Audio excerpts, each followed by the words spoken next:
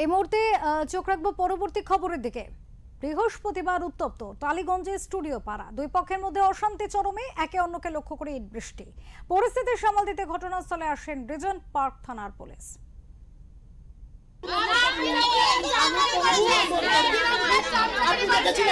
ফেডারেশনের গোলমালে উত্তপ্ত টালিগঞ্জের স্টুডিও পাড়া, দুই পক্ষের মধ্যে অশান্তি চরমে, একে অন্যকে লক্ষ্য করে ইট, পাটকেল, ঢিল, ডিম ছোড়ার অভিযোগ।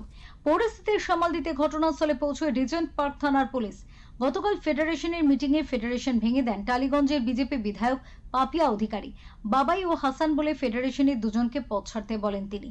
তারপর বৃহস্পতিবার ফের ফেডারেশনের তরফে মিটিং ডাকা হয় টেকনিশিয়ান স্টুডিওতে। সেখানে অশান্তি চরমে ওঠে।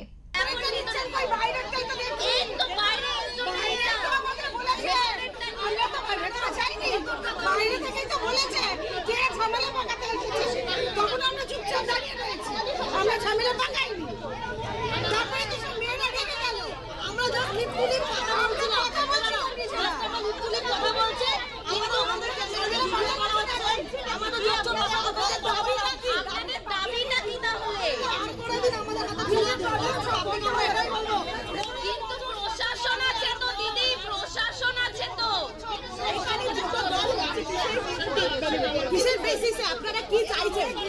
বলে পাপিয়া দিতে গেছে সবাইকে, তারপরে তো সূর্য ওরা বলছে না ঢুকবে না।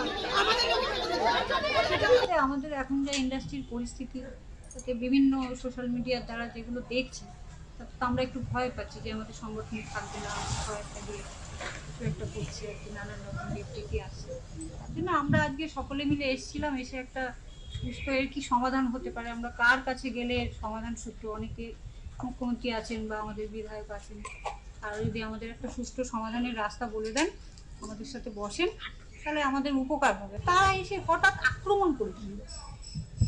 আক্রমণ মানে বড় বড় পাথর, ইট। আমরা এইরকম ইন্ডাস্ট্রি দেখিনি, আমাদের অভ্যেস নেই এসব মারামারি, কাউকে আঘাত করা, এসব অভ্যেস আমাদের নেই। আমরা একটা সুন্দর সিনেমা বলুন বা যেসব প্ল্যাটফর্ম আছে কাজ করি, আমরা সবাই খুব আনন্দ করে কাজ করি। সেখানে আমরা আজকে এসে যে আহত হয়ে গেলাম, এটার কোনো আমি বুঝতেই পারলাম না আসলে কেন। খবর ঝামেলা বাড়তে থাকায় স্থানীয় মাঠে বৈঠক হবে বলে স্থির হয়। সেখানে অশান্তি আরো বেড়ে যায়।